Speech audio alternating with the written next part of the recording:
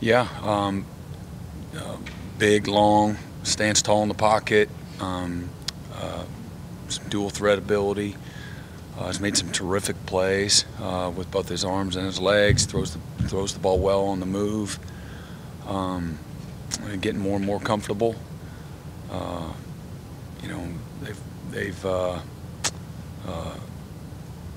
takes a lot of pressure the way those running backs run the football. It takes pressure off of them. They do a nice job of again complementing between Josh Van and their tight ends, their backs, and then again the quarterback that's learning on the fly. I've been really impressed with what they've been able to do with them.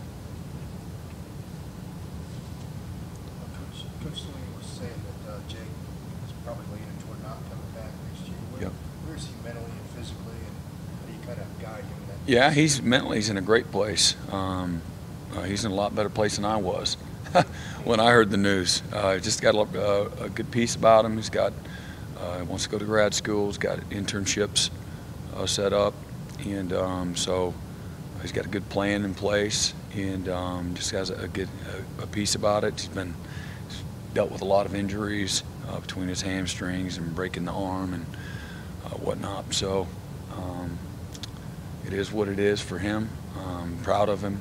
He's been a very committed guy, and really has been as consistent as anybody that we've had as far as his mindset and his work ethic. So been a great teammate, and again easy to coach. And so just been proud of him, what he's been able to experience. Won a national championship and conference championships, and he started some games and he's gotten some valuable playing time, made friendships, for lifetime, and created a lot of opportunity for himself through his hard work. When you went back to watch the tape, it seemed like you were kind of frustrated with some things after the game Saturday, how you played, but just what were your overall takeaways? Yeah, I mean, super pleased, proud of our guys. Just fantastic effort in so many ways, and just again, a really good win against a really good opponent. And as far as game control, really had control of the game for really most of the game, whatever that means. You felt like that, but I also felt like we made it more interesting. Again, I talk about layups all the time, and it's coaching cliche to some degree, but I'm talking about being in a really good call, an advantageous call, but you still have to execute it. It has to be precision. You still got to line up. You still got to have good eyes, good technique, know where your help is. And a few times we're either in a too deep, or we're in a man under too deep, or we're in a vice call where we got the guy they want to throw the ball, we got him doubled, and we let him we just didn't do well. And when we should have a very strong advantage. Oh, they're going to run that play? Oh, let's call this then. And that doesn't happen a whole lot, but it happened probably 5 or 6 times, and we were on the wrong end of it on all of them, on some third downs I'm talking about. And so, again, a couple of them led to some touchdowns where we should be off the field. So I give the opponent, always give them the credit when it's there. Like, man, they made a good play. They're in a good call. We're not in a good call. It's the exact opposite.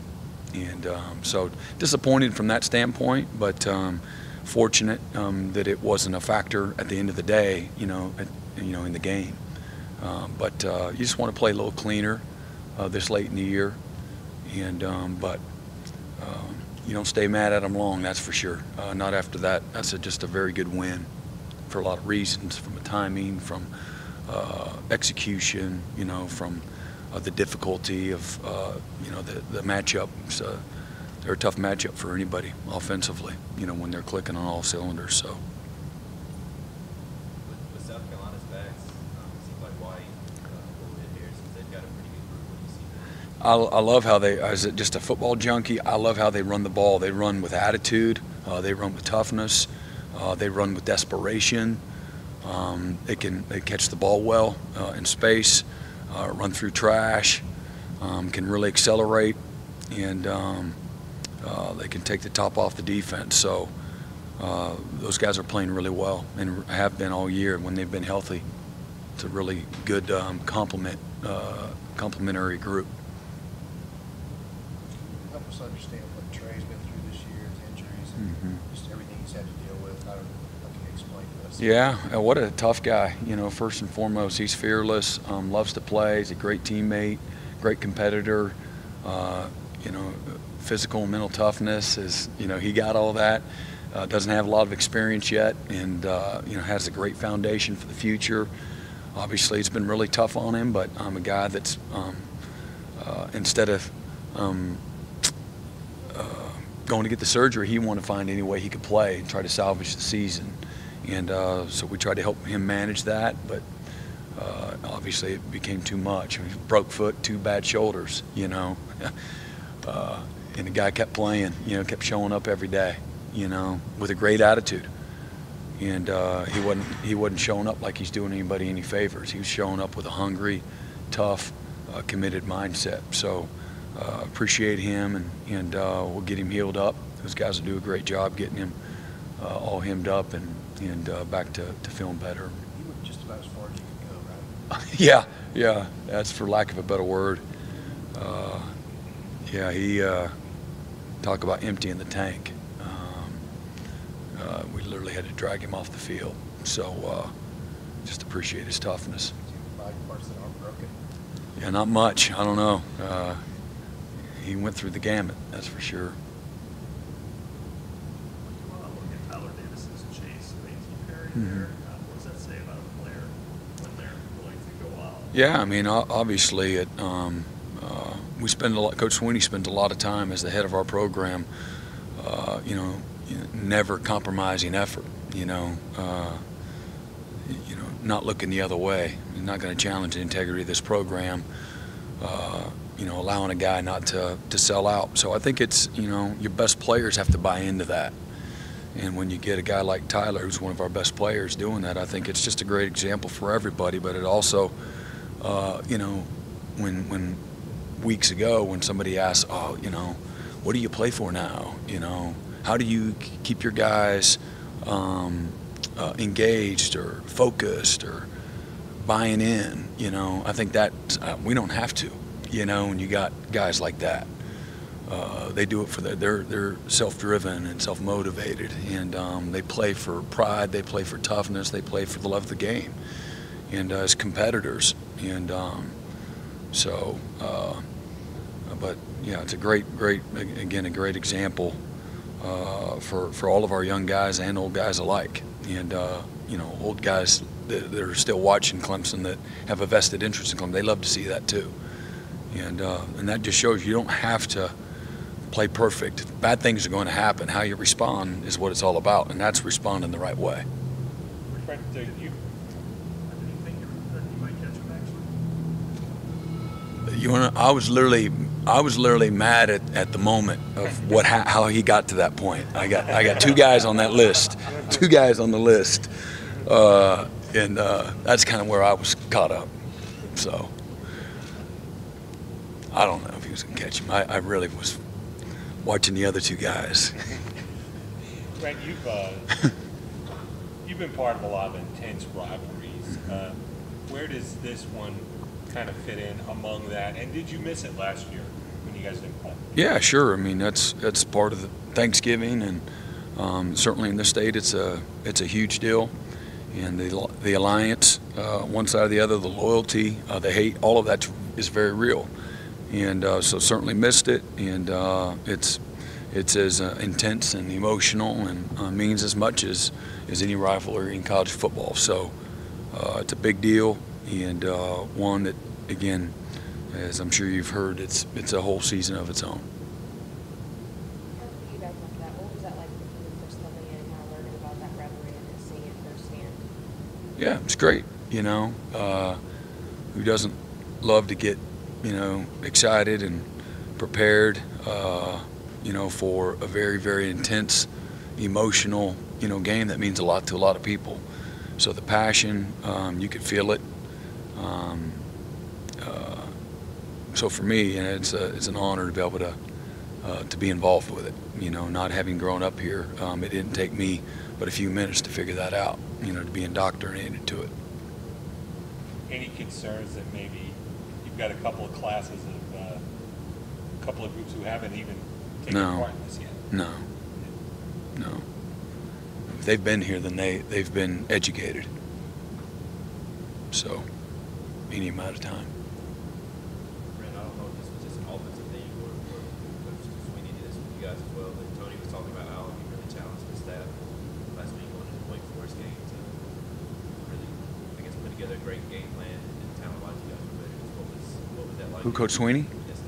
Yeah, I mean, I think he does a great job of that every week. I mean, last week shouldn't mean any more than week 1 or UConn or anybody else. And I believe that. I'm not just saying that. I believe that with every fiber of my body. That's the only way you prepare and coach. And if you're doing it any other way, then, you got your own issues.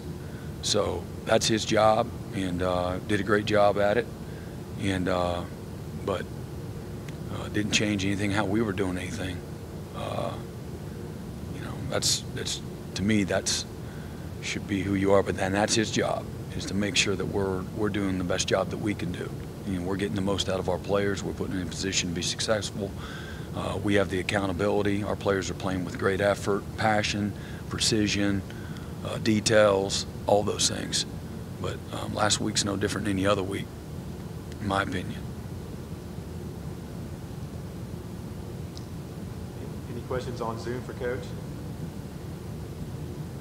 Brent, this is James Zapikoff in Charleston. Where have you seen Jason Brown improve in the film that you've watched of him? Well, it's just, making plays, throwing the ball on the move, just getting more comfortable. You don't have a lot of data to evaluate him. I know in high school he's the same guy that can hurt you with both his arms and his legs, and so the more he plays, the more comfortable he's getting and becoming.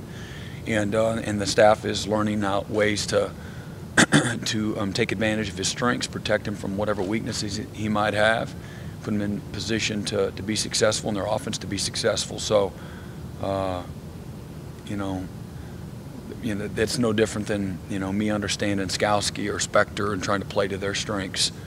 And I think they're doing a really good job. Again with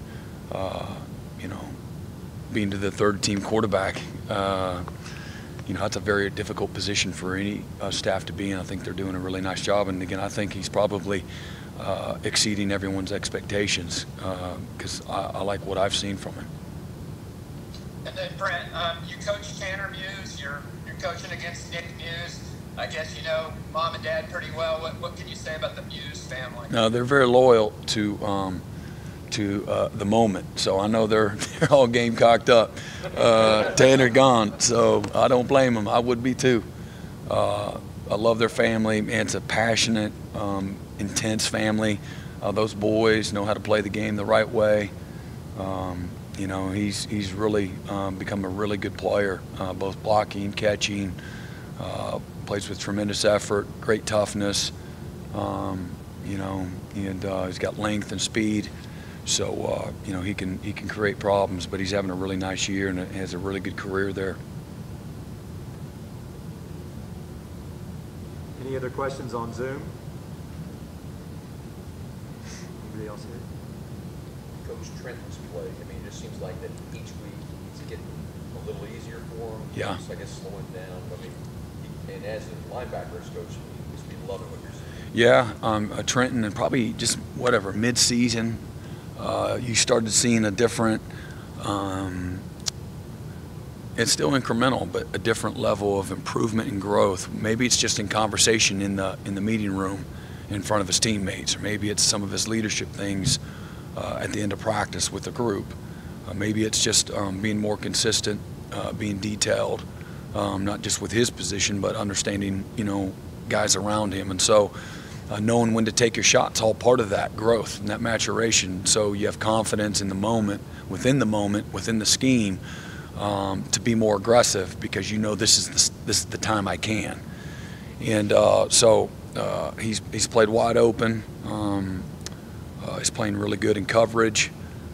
He's doing a great job getting off of blocks and using his hands well, and finds the football.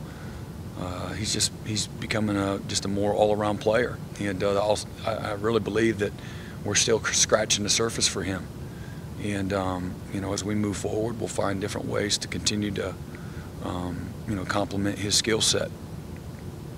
But I've been real proud of him. A lot of hard work has gone into it. Thank you, Coach. Appreciate All right, it. you bet. Thanks, Brent.